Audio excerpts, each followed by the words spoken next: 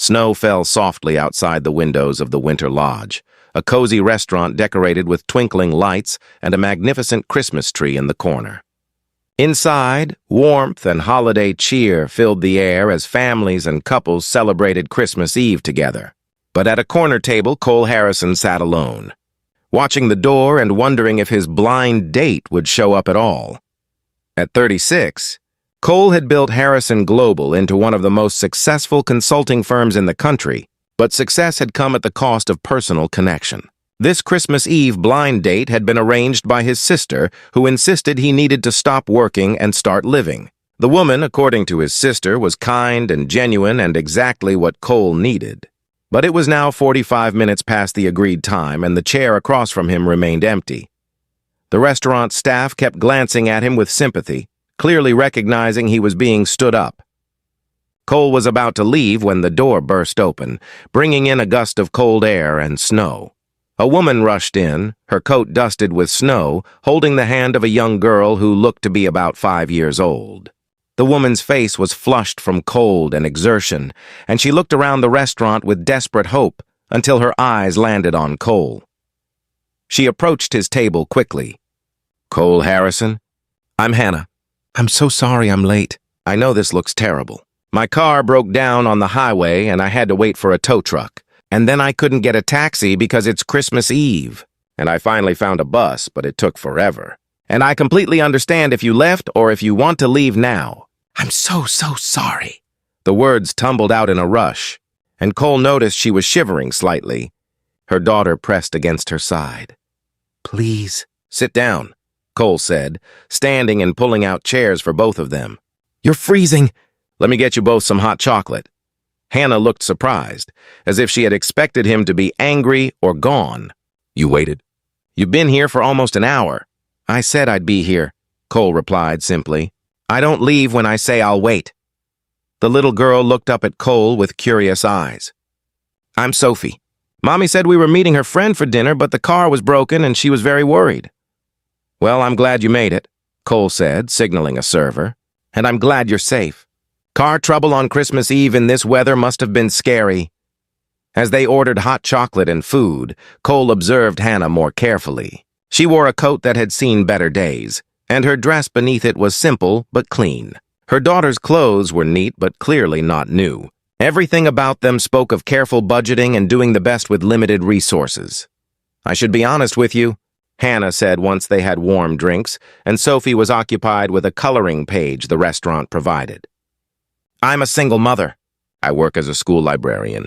I drive a 15-year-old car that apparently has decided to die on Christmas Eve. I'm not the kind of woman successful men usually date, and I probably shouldn't have agreed to this blind date in the first place." "Why did you agree?" Cole asked gently. Hannah smiled sadly. "Because your sister was very persuasive. And because I haven't been on a date in 3 years, and I thought maybe it was time to try. But then the car broke down, and I couldn't afford the tow truck and a babysitter, so I had to bring Sophie. And now I'm sitting here in a fancy restaurant looking like a disaster with my 5-year-old daughter. And you're probably wondering how quickly you can escape." "I'm not trying to escape," Cole said. "I'm wondering how you managed to get here after all that, and I'm impressed by your determination." Sophie looked up from her coloring. "Mommy never gives up. She says that's what you do when someone is counting on you." Cole felt something shift in his chest. "Your mommy is very wise." As the evening progressed, Cole found himself captivated by Hannah and Sophie both. Hannah was intelligent and funny, with a warmth that seemed to fill the space around her. She talked about her work at the school library with genuine passion, about helping kids discover the joy of reading, about knowing each student by name and remembering what books they loved. Sophie was delightful, occasionally interjecting with comments that made both adults laugh. When the food arrived, Cole noticed Hannah order modestly, despite his insistence that dinner was his treat, and she carefully cut Sophie's food while monitoring the prices with discreet concern. "Thank you for waiting for me," Hannah said quietly, after Sophie had fallen asleep against her shoulder, exhausted from the stressful evening. "Most people wouldn't have. Most people would have assumed I stood them up and left." "I almost did leave," Cole admitted. About 5 minutes before you arrived, I was planning my exit. But something made me wait just a little longer. I'm glad I did. Can I ask you something? Hannah said. Why are you here?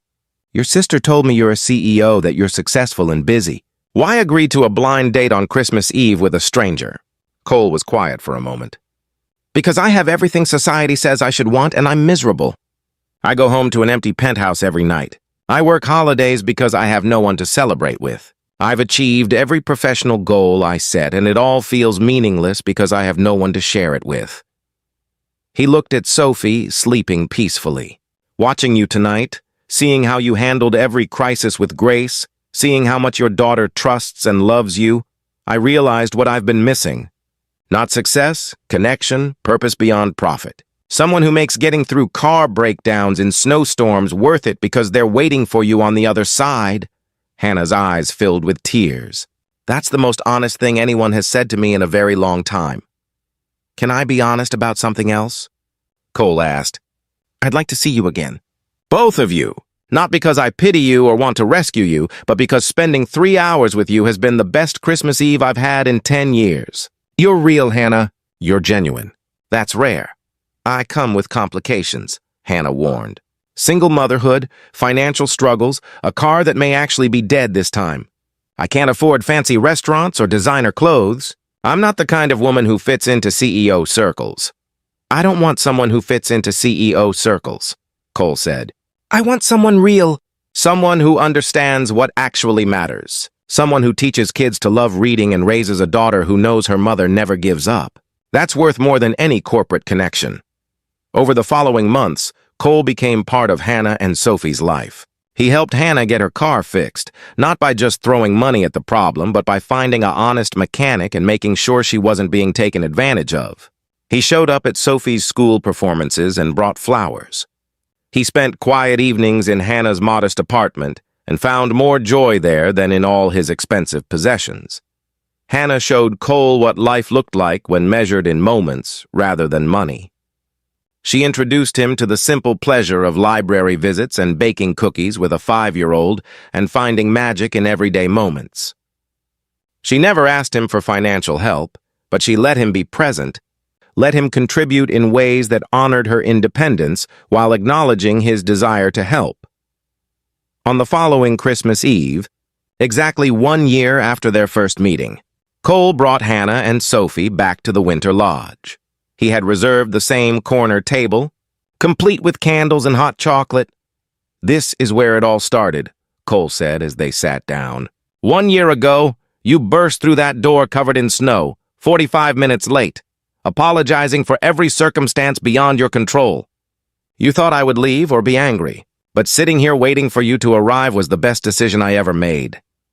He took Hannah's hand while Sophie watched with interest. You taught me that success means nothing without someone to share it with. You showed me that the best things in life are not things at all. You and Sophie gave me a family when I thought I'd work alone forever. Cole turned to Sophie.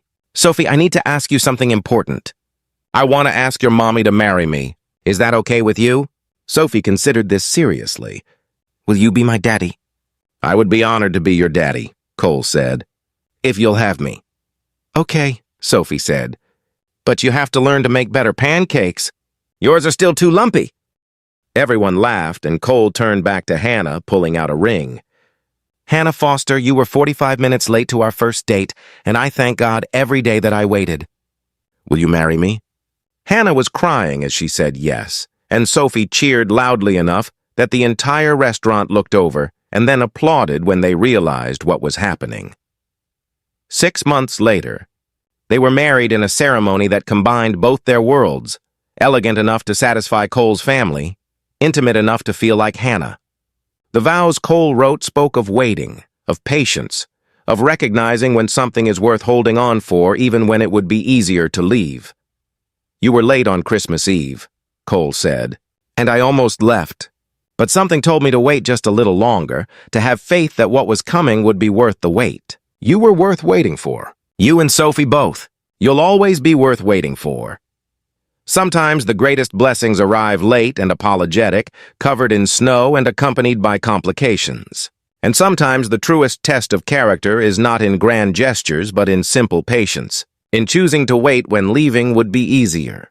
In recognizing that the best things in life are always worth waiting for. If this story touched your heart, please like, share, and subscribe for more tales of patience rewarded. Seeing beyond circumstances to character, and discovering that love often comes in packages we didn't expect but end up treasuring beyond measure. Comment below and share about a time when waiting for something or someone led to unexpected blessing, or when someone saw your worth despite difficult circumstances. Your story could give someone else hope to keep holding on.